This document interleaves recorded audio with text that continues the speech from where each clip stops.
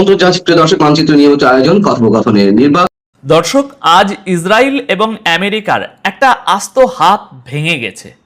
পরিস্থিতি এতটাই ভয়ঙ্কর মোড় নিয়েছে যে লিন্ডসে গ্রাহাম ইরানের সাথে আমেরিকার যুদ্ধ শুরু করিয়েছিল, যে যুদ্ধটাকে চরম সীমায় নিয়ে গিয়েছিল, যার কারণে পুরো মিডল ইস্টের 12টা বেজেছে, বাচ্চাদের রক্ত ঝরেছে। শুধু তাই নয়, যে মানুষটা রাশিয়া ও ইউক্রেনের মধ্যে যুদ্ধ বাঁধিয়েছিল এবং বিশ্বের সব বড় বড় যুদ্ধের মাস্টার মাইন্ড ছিল, সেই লিন্ডসে গ্রাহাম গতকাল হঠাৎ করেই এই দুনিয়া থেকে বিদায় নিয়েছে।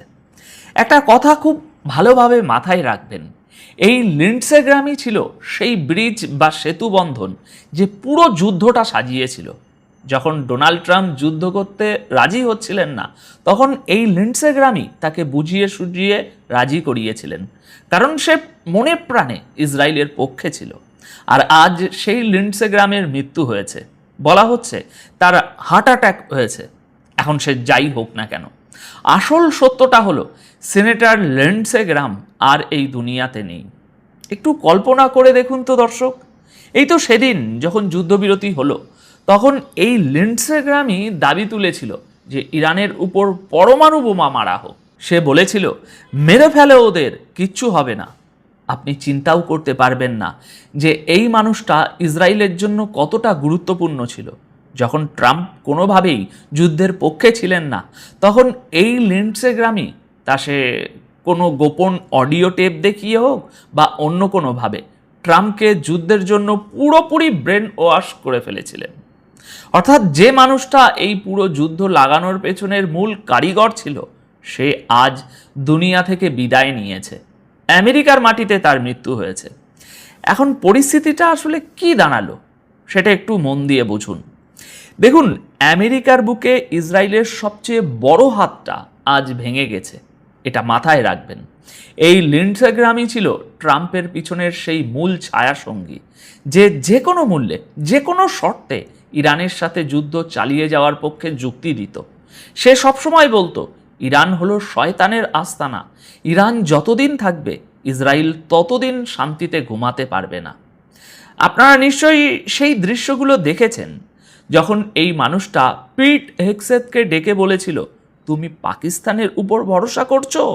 পাকিস্তান ডবল গেম খেলছে, তারা তো ইরানিদের সাথেই দাঁড়িয়ে আছে। সে এও বলেছিল যে ইরানের জাহাজগুলো নাকি পাকিস্তানে লুকিয়ে রাখা হয়েছে, যাতে আমেরিকা সেগুলোতে হামলা করতে না পারে।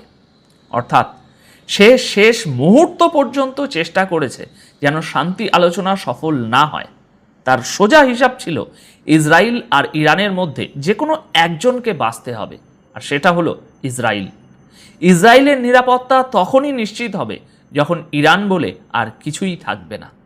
দর্শক, এই মানুষটার হঠাৎ করে দুনিয়া থেকে চলে যাওয়ার টাইমিংটা একটু ভেবে দেখুন তো। আয়াতুল্লাহ আলী খামেনির দাফন হওয়ার ঠিক দুদিন পর এই ঘটনা ঘটল। ইরানিরা কি বলছে জানেন? তারা বলছে, আমাদের সাহায্য শূন্য থেকে এসেছে। সবচেয়ে অবাক করার মতো এবং রহস্যময় বিষয় হলো, ঠিক গত পরশুই মোস্তাফা খামেনি একটা কড়া বার্তা দিয়ে বলেছিলেন যে আলী খামেনির রক্তের প্রতিশোধ ইরানি জাতি নেবেই। আর সেই বার্তায় তিনি পরিষ্কার ইঙ্গিত দিয়েছিলেন যে একেবারে টপ লেভেল থেকে শুরু করে নিচের লেভেলের কাউকেই তারা ছাড়বে না। এখন সবাই জানে যে এই হিটলিস্টে নেতানিয়াহু, ট্রাম্প থেকে শুরু করে লিন্ডসে গ্রাহাম সবার নামই ছিল।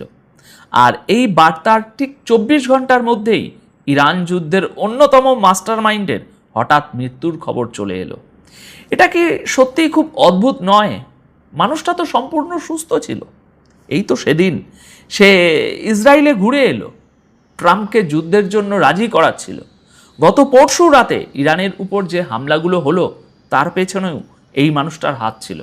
ইসরায়েলের স্বার্থে আমেরিকা এবং ইরানের যুদ্ধ চালিয়ে যাওয়ার ক্ষেত্রে এই মানুষটার গুরুত্ব কতটা ছিল তা আপনারা একটু ভাবলেই বুঝবেন। যে পাকিস্তান যখন মধ্যস্থতাকারী হিসাবে কাজ শুরু করলো, তখন তার কাছে পাকিস্তানও শত্রু হয়ে গিয়েছিল।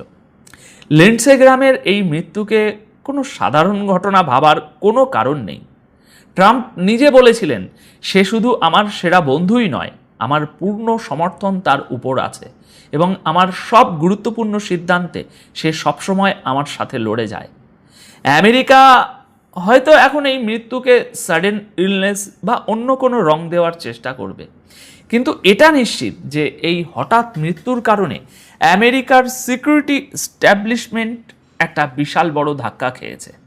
2 দিন আগে মোস্তাফা খামেনি তার বাবার জানাজা শেষ করলেন, গত পরশু তিনি প্রতিশোধের বার্তা দিলেন, আর গতকাল এই খবর এলো। সত্যি বলতে কি এটা এমন একটা সমীকরণ যা সাধারণ হিসেবে মেলানো যাচ্ছে না। দর্শক, আপনারা কি জানেন রাশিয়া নিয়ে এই লিন্ডসে গ্রাহাম কি বলতো? রাশিয়ার উপর আজ যত নিষেধাজ্ঞা দেখছেন, রাশিয়ার তেল বিক্রি বন্ধ করা থেকে শুরু করে ভারতকে রাশিয়ার তেল কিনতে বাধা দেওয়া, সব কিছুর পিছনে এই মানুষটার হাত ছিল। রাশিয়া ইউক্রেন যুদ্ধের পিছনেও তারই হাত ছিল। আর এই তো কদিন আগেই সে ইউক্রেন থেকে ঘুরে এসেছে। এমনকি ট্রাম্প যখন ট্যারিফ নিয়ে যে নাটকটা করছিল, তার পেছনেও এই লিন্ডসে গ্রাহামেরই বুদ্ধি ছিল। যখনই ট্রাম্প ভাবতেন আচ্ছা থাকুক, পরিস্থিতি একটু স্বাভাবিক করা যাক, তখনই এই মানুষটা মাঝখানে এসে বলতো না না না, এটা করা যাবে না, আরও কড়া হতে হবে। উত্তর কোরিয়ার উপর তো সে হামলা করার জন্য এক পায়ে খাড়া ছিল। সে বারবার বলতো উত্তর কোরিয়ার উপর প্রচণ্ড অর্থনৈতিক চাপ সৃষ্টি করে তাদের নিউক্লিয়ার অস্ত্র কেড়ে নিতে হবে। এই লিন্ডসে গ্রাহাম বারবার বলেছে যে আমেরিকার যদি পুরো দুনিয়ার সাথেও যুদ্ধ করতে হয়, তবু ন্যাটোকে মাঝখানে এনে হলেও ইরানকে নিউক্লিয়ার শক্তি হতে দেওয়া যাবে না। সম্প্রতি যে যুদ্ধবিরতিটা হয়েছিল তারও চরম বিরোধিতা করেছিল সে সোজা ট্রাম্পকে বলে দিয়েছিল তুমি ইসরায়েলকে বেচে দিয়েছ, ইরানের কাছে ইসরায়েলকে আত্মসমর্পণ করিয়ে দিয়েছ, এটা কিছুতেই মেনে নেওয়া যায় না। এরপর সে নেতানিয়াহুর কাছে ছুটে গিয়ে বলেছিল আমেরিকা হামলা করুক বা না করুক, তুমি আক্রমণ করে দাও। আর আজ দেখুন, আজ ইসরায়েলের ভিতরে রীতিমতো মাতম চলছে, হাহাকার পড়ে গেছে। তারা কোনোভাবেই এই খবরটা হজম করতে পারছে না। মাত্র 24 ঘন্টা আগে মোস্তাফা খামেনি বললেন যে তারা তাদের শত্রুদের খুঁজবেন এবং বদলা নেবেন, আর এর পরপরই যে মানুষটা আলী খামেনিকে মারার পিছনে সবচেয়ে বেশি সক্রিয় ছিল, সে এই দুনিয়া থেকে বিদায় নিল। এটা এমন একটা রহস্য যার সমাধান আপাতত কারো কাছে নেই। আচ্ছা দর্শক, মোস্তাফা খামেনি যখন বললেন যে আমার বাবার হত্যাকারীদের আমরা ছাড়ব না, এখন সবাই জানে যে আমেরিকা বা ইসরায়েলে ঢুকে সরাসরি টার্গেট করা তো অত সহজ নয়। তাহলে তিনি আসলে কোন লেভেলের কথা বলছিলেন? এটা একটা অত্যন্ত রহস্যময় ব্যাপার। যদি তারা সরাসরি কাউকে টার্গেট করতে পারে তাহলে সেটা নেতানিয়াহু, কারণ নেতানিয়াহুর বাড়িতে বা তার গোপন আস্তানায় হামলা হতে পারে রেঞ্জের মধ্যে। গতবার যখন হামলা হয়েছিল তখন নেতানিয়াহু কয়েক সপ্তাহ ধরে নিখোঁজ ছিলেন, কেউ জানতো না তিনি কোথায় আছেন। এখন আসল সত্যটা হলো আজ ইসরায়েলের একটা বড় হাত ভেঙে গেছে। লিন্ডসে গ্রাহাম এমন একটা মানুষ ছিল যে সমস্ত মানবিকতার সীমা পার করে গিয়েছিল। ইরানে যখন 168 জন বাচ্চা মারা গেল, তখন সে বলেছিল এটা তো কোয়ালেটারাল ড্যামেজ, পার্শ্ব প্রতিক্রিয়া, এমন তো হয়ই। আজ সেই মানুষটা আর নেই। আপনারা দেখুন, আজ মুসলিম দেশগুলোতে যখন এই খবর শুনে এক ধরনের চলছে, তখন ইসরায়েলে চলছে মাতম। ট্রাম্প আজ চরম আপসেট, তিনি বুঝতে পারছেন না যে তার সাথে হঠাৎ করে একই হয়ে গেল। যে মানুষটা প্রতি 2 দিন অন্তর ইসরায়েলে পড়ে থাকতো, নেতানিয়াহুর সাথে মিটিং করত, আজ তার এই পরিণতি। গত পরশু যখন আমেরিকা ইরানের উপরে হামলা চালালো, তখন হয়তো এই মানুষটাই সবচেয়ে বেশি চিয়ার করেছিল, বলেছিল আরও মারো, আরও হামলা করো। আর গতকাল কয়েক ঘন্টার মধ্যেই সে দুনিয়া থেকে চলে গেল। এটা একটা বিশাল বড় রহস্য। এখন দেখার বিষয় হলো, আসসালামু আলাইকুম প্রিয় দর্শক, এই মুহূর্তে ভয়াবহ হামলা শুরু করেছে ইরান ইরাকের কুর্দিস্তানের সুলাইমানিয়া শহরে দাউ দাউ করে জ্বলছে মার্কিন যুক্তরাষ্ট্রের প্রক্সি বাহিনী কুর্দিশ গেরিলাদের ঘাঁটি। শুধু তাই নয়, ইরান আরেকটি অ্যাটাক শুরু করেছে হরমুজ প্রণালীতে। সেখানে ইরানের নির্দেশ অমান্য করায় একটি ট্যাঙ্কার জাহাজে অ্যাটাক করেছে আইআরজিসি। তার ভিডিও প্রকাশ করেছে। হরমুজ প্রণালীতে সমুদ্রের মধ্যে দাউ দাউ করে জ্বলছে একটি ট্যাঙ্কার জাহাজ। তবে আজকের সবচেয়ে বড় সংবাদ, ইরান গোপনে ইরাকের ভেতরে স্থল অভিযান চালিয়েছে। একবার নয়, দুইবার নয়, পাঁচবার নয়, 11 বার। এবং সেই স্থল অভিযানে কোথায় টার্গেট করেছে, কি ধ্বংস করেছে, সেই বিষয়ে বিস্তারিত জানাবো আজকের রাতের এই লাইভে। আপনারা দেখছেন তুরস্ক থেকে প্রচারিত তুর্কিয়ে পিডিয়া নিউজ। তুরস্কে এখন 17ই জুলাই, বাংলাদেশে অলরেডি 18ই জুলাই শুরু হয়ে গিয়েছে। এই মুহূর্তের ইরাকের সুলাইমানিয়া শহরে ইরাকের আমেরিকার মদতপুষ্ট গেরিলা বাহিনীর ঘাঁটির দৃশ্য দেখাচ্ছি এইমাত্র পাওয়া ফুটেজে।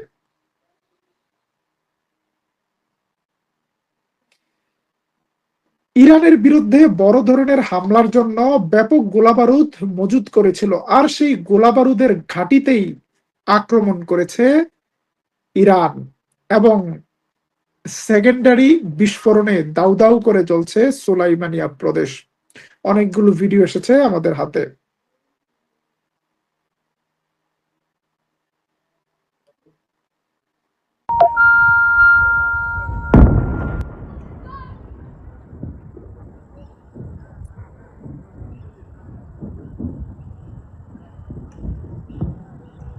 সুলাইমানিয়ার আকাশ পুরো লাল হয়ে গিয়েছে। তবে এটাই প্রথম আঘাত নয়। গত কয়েকদিন ধরে একটানা ইরাকের এরবিলে কুর্দিশ ঘাঁটিতে, এমনকি মার্কিন কনসুলেটেও আগাম হামলা চালিয়েছে ইরান। এই মুহূর্তে ইসরায়েলি পত্রিকা টাইমস অফ ইসরায়েল বলছে, US sending dozens of refueling aircraft to Israel ahead of potential attack of Iran. ইরানের বিরুদ্ধে আরেকটা বড় ধরনের হামলা করতে যাচ্ছে আমেরিকা।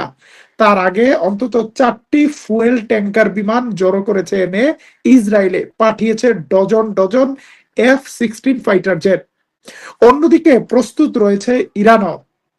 ইরান তার প্রক্সি বাহিনীগুলোকে প্রস্তুত থাকতে বলেছে বড় ধরনের যুদ্ধের জন্য। Iran said to tell Hezbollah allies to prepare for a wider conflict which could rope in Israel. এরপরের আক্রমণ ইসরায়েলেও আক্রান্ত হতে পারে। হিজবুল্লাহ সহ প্রক্সি বাহিনীকে বলেছে তারা যেন প্রস্তুত থাকে আরো বড় ধরনের একটি লড়াই সংগ্রামের জন্য।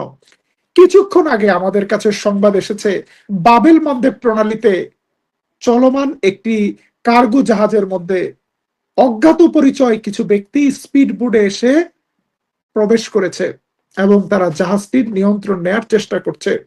হরমুজ প্রণালীর পর এবার লোহিত সাগরে বাবেল মানদেব প্রণালীও বন্ধ হয়ে যেতে পারে। হরমুজ প্রণালীতে কিছুক্ষণ আগে একটি অ্যাকশন নিয়েছে ইরান। সেই অ্যাকশনের ভিডিও তারা প্রচার করেছে।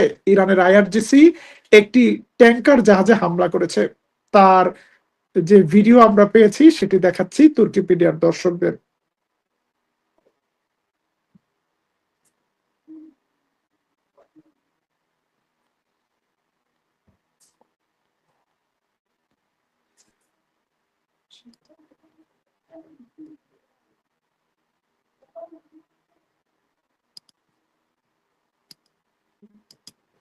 আপনারা দেখছেন জাহাজটির দিকে কিভাবে আক্রমণ হচ্ছে এবং দাউ দাউ করে জ্বলছে রাতের মধ্যেই এই জাহাজটি।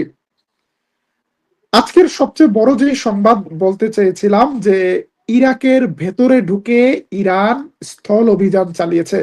আমাদের কাছে যে সংবাদ আছে, ইরানের সেনাবাহিনী একটি বিবৃতিতে জানিয়েছে তারা তাদের সেনাবাহিনীর 35তম নোহেদ এয়ারবোর্ন স্পেশাল ব্রিগেড 11টি আলাদা আলাদা অপারেশন চালিয়েছে ইরাকের ভেতরে প্রবেশ করে। সেই অপারেশনে 8 জন টপ এবং মিডল টায়ারের শত্রুদের কমান্ডারকে খতম করেছে ইরান। শুধু তাই নয়, ধ্বংস করেছে 3টি কুর্দিশ গেরিলা বাহিনীর ঘাঁটি। এই কুর্দিশ গেরিলারা দীর্ঘদিন ধরে তুরস্ক, ইরান, সিরিয়া ইরাক, এই চারটি মুসলিম দেশের মাঝখানে বসে চারটি মুসলিম দেশকে অস্থির করছে। পৃথিবীর ইতিহাসে কোনোদিন কুর্দিস্তান নামে কোনো রাষ্ট্র ছিল না। এই কুর্দিশ জাতিদেরকে কুর্দিস্তান রাষ্ট্রের স্বপ্ন দেখিয়েছে ব্রিটিশ সাম্রাজ্যবাদীরা। তারা তুরস্ককে চাপে রাখার জন্য, অটোমান সালতানাতকে ভাঙার জন্য কয়েকজন বিশ্বাসঘাতক কুর্দি নেতাকে অস্ত্র তুলে দিয়েছিল। সেই কুর্দিশদেরকে সিরিয়ার রাজধানী দামেস্কে নিয়ে ঝুলিয়ে দিয়েছিল ওসমানী পাশা, জামাল পাশা। কিন্তু তারপর কুর্দিশরা মস্কোতে সেজদা দিয়েছে, মস্কোতে যে মস্কো থেকে অস্ত্র এনেছে। কিন্তু কুর্দিশদেরকে সবাই টিস্যু পেপারের মতো ব্যবহার করে দিন শেষে ছুঁড়ে ফেলেছে। কুর্দিশদের বিশ্বাস করেনি কেউ। সর্বশেষ উদাহরণ সিরিয়া। সিরিয়াতে কুর্দিশদেরকে আমেরিকা স্বপ্ন দেখিয়েছিল বিশাল একটা কুর্দিশ রাষ্ট্র তৈরি করার। তাদেরকে একটা মিলিটারি তৈরি করে দিয়েছিল। তাদের এলাকায় তেল গ্যাসের নিয়ন্ত্রণ নেয়ার জন্য আমেরিকা গত 10 বছর ঘাঁটি ঘেরে বসেছিল। কিন্তু যখন তুরস্ক আর সিরিয়ার জোলানির সেনাবাহিনী দুই দিক থেকে চাপ দিয়েছে, তখন আমেরিকা এই কুর্দিশদেরকে এতিম করে চলে গিয়েছে। প্রত্যেকটি ঘাঁটি থেকে সৈন্য প্রত্যাহার করেছে। কুর্দিশরা তখন তুর্কিশদেরকে তাদের কাছে আত্মসমর্পণ করা ছাড়া তাদের আর কোনো পথ ছিল না। এবং একইভাবে আজকে বেলুচিস্তান সীমান্তে, ইরান এবং পাকিস্তানের সীমান্তে কুর্দিস্তানের মতো আরেকটি রাষ্ট্র তৈরি করার স্বপ্ন দেখাচ্ছে বেলুচিস্তান। এবার অবশ্য স্বপ্ন দেখানোর স্বপ্নদ্রষ্টা হলো নরেন্দ্র মোদী। নরেন্দ্র মোদী স্বপ্ন দেখাচ্ছে বেলুচদেরকে, তোমাদেরকে একটা রাষ্ট্র বানিয়ে দেব। অথচ গুয়াদর বন্দরে বিলিয়ন বিলিয়ন ডলার খরচ করে চীন সেখানে একটা ডিপ সি বন্দর তৈরি করেছে এবং পাকিস্তান থেকে চীন পর্যন্ত সুপার হাইওয়ে তৈরি করেছে, করিডোর। এই জায়গায় উন্নয়নের বন্যা বসিয়ে দিচ্ছে চীন, প্রচুর বিনিয়োগ আসছে। সুতরাং নরেন্দ্র মোদীর দিন শেষে বেলুচদের জন্য, বালুচ জাতির জন্য, মুসলমানদের জন্য কোনো মায়া দয়া নেই। ঠিক তাদেরকে কুর্দিদের মতো ব্যবহার করতে চাইছে। আপনারা শুনলে অবাক হবেন, কুর্দিস্তান এলাকায়, কুর্দিস্তান না বেলুচিস্তান এলাকায় যেই সন্ত্রাসী তৎপরতা চলছে, চাইনিজ ইঞ্জিনিয়ারদের উপর যে আক্রমণ হয়েছে, সেখানে ভারত উইগুর অঞ্চল থেকে, পূর্ব তুর্কিস্তান থেকে খুঁজে খুঁজে উইগুরদেরকে নিয়ে এসেছে, তাদেরকে আফগানিস্তানে ট্রেনিং দিয়েছে, তারপর তাদেরকে বেলুচিস্তানে পাঠিয়েছে। বাংলাদেশে কিছুক্ষণ আগে একটা প্রতিবেদন দেখতেছিলাম, হেডলাইন দেখলাম 71 টিভির। তারা 71 টিভি রিপোর্ট করেছে যে বাংলাদেশের মতো করে একটি আলাদা রাষ্ট্র হতে যাচ্ছে কুর্দিস্তানে, পাকিস্তানে। 71 টিভি খুব খুশি। এই ডক্টর ইউনূসের সময় 71 টিভি একটু ভালো মানুষ সেজেছিল, আবার 71 টিভি তার আসল চেহারায় আসছে। ভারতীয় সাম্রাজ্যবাদের পদলেহনে ব্যস্ত রয়েছে 71 টিভি। তাদের প্রতিবেদন থেকে সাবধান। প্রিয় দর্শক, আজকে আরেকটা ইন্টারেস্টিং ভিডিও দেখাবো। ইরানের প্রতিরোধে মার্কিন যুক্তরাষ্ট্রের লোকাস নামে একটি ড্রোন ভূপাতিত হয়েছিল। সেই ড্রোনটির ধ্বংসাবশেষ পাওয়া গিয়েছে পারস্য উপসাগরে। ইরানের জেলেরা সেটিকে মাছ ধরার জালে আটক করেছে। চলুন দেখে আসি। Sökte upp kanon, du krandrap. Aj.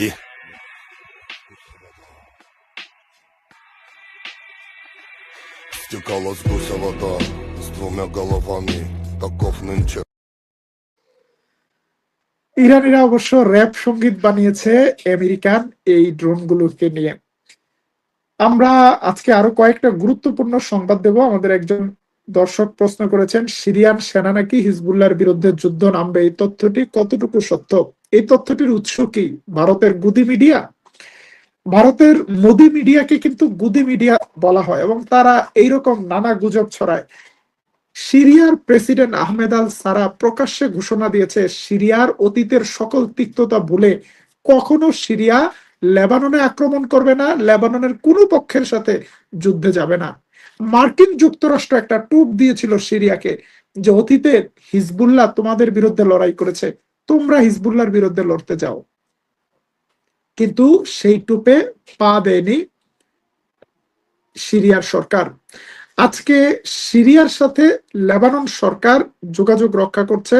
লেবাননের পক্ষ থেকে লেবাননের প্রেসিডেন্ট জোসেফ আয়ন দাবি করেছে ইসরায়েলের সাথে পরবর্তী যে কোনো শান্তি চুক্তির পূর্ব শর্ত ইসরায়েলের প্রত্যেকটি সৈন্যকে লেবাননের মাটি ছেড়ে যেতে হবে।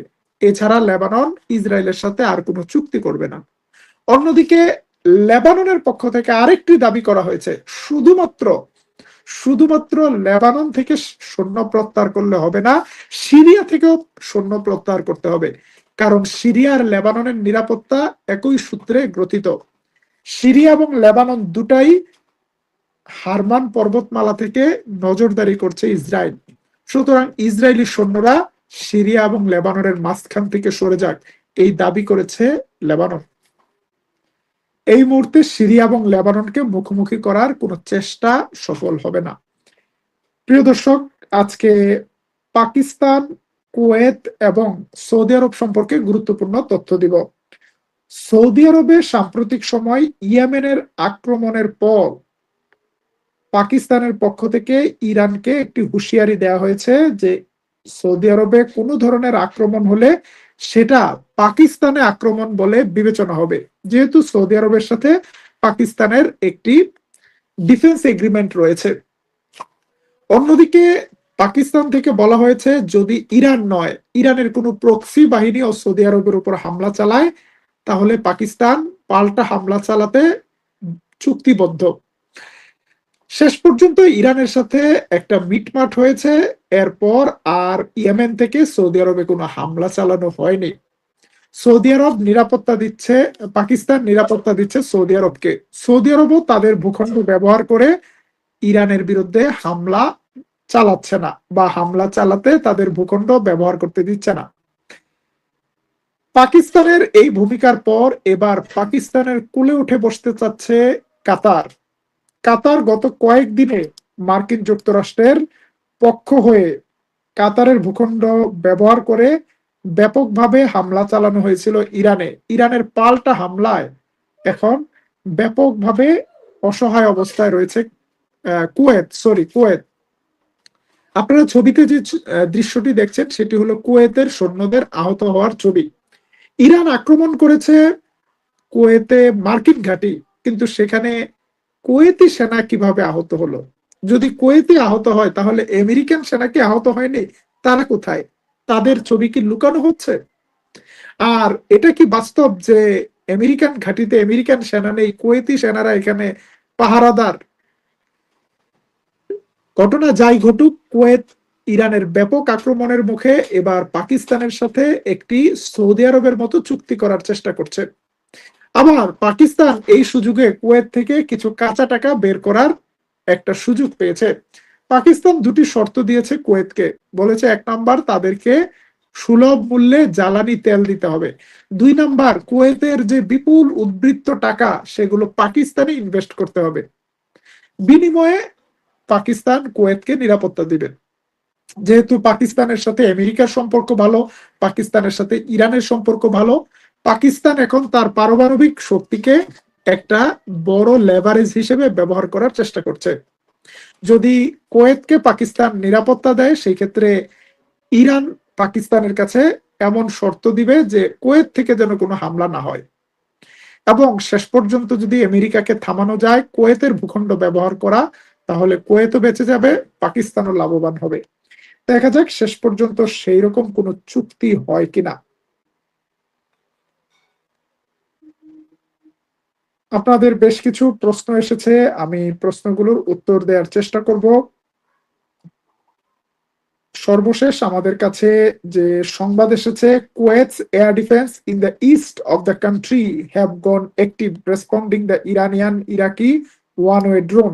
ইরাক এবং ইরান থেকে ড্রোন আসছে কুয়েতের মধ্যে। কুয়েতের এয়ার ডিফেন্স গুলো এই মুহূর্তে চালু হয়েছে, অর্থাৎ আপনারা যখন লাইভ দেখছেন তখনও ইরানের একটা নতুন অ্যাকশন চলছে।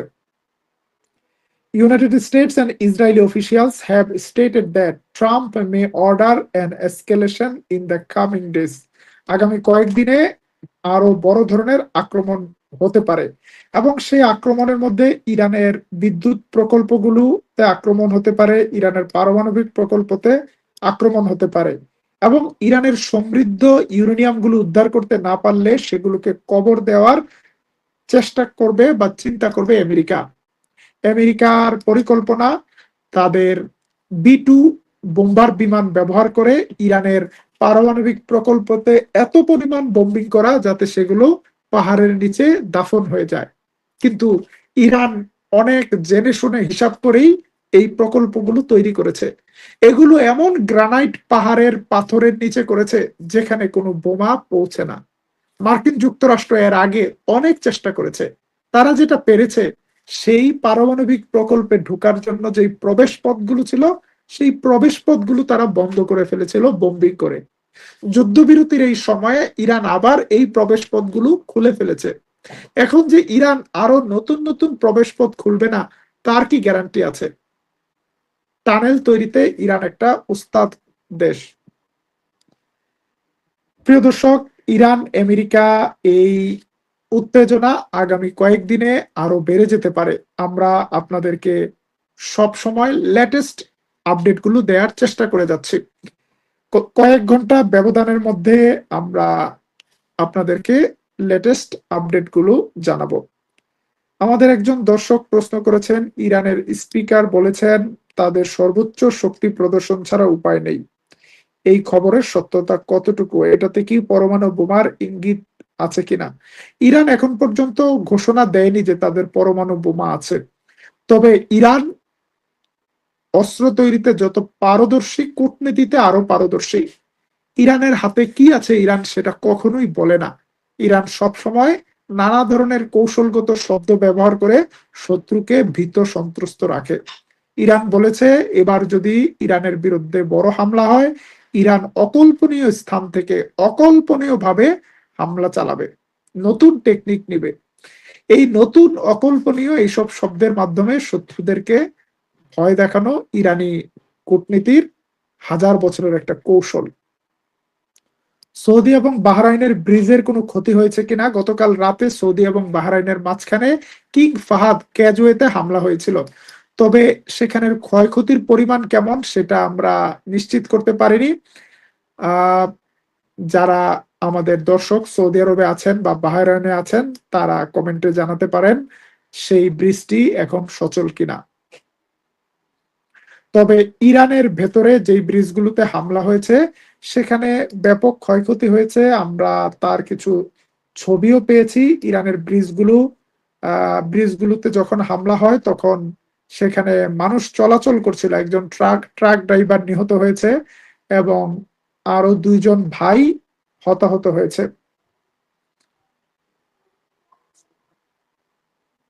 প্রিয় দর্শক, আমাদের কাছে গুরুত্বপূর্ণ কিছু নিউজ এসেছে। তার মধ্যে ইরানের বিপ্লব রক্ষী বাহিনীর মহাকাশ ইউনিটের কমান্ডার বলেছেন হরমুজের শান্তি ফিরে না আসা পর্যন্ত আমাদের ক্ষেপণাস্ত্র আক্রমণ অব্যাহত থাকবে। আমরা ইরানি জেনারেলের ছবিটা আপনাদেরকে একটু দেখানোর চেষ্টা করছি।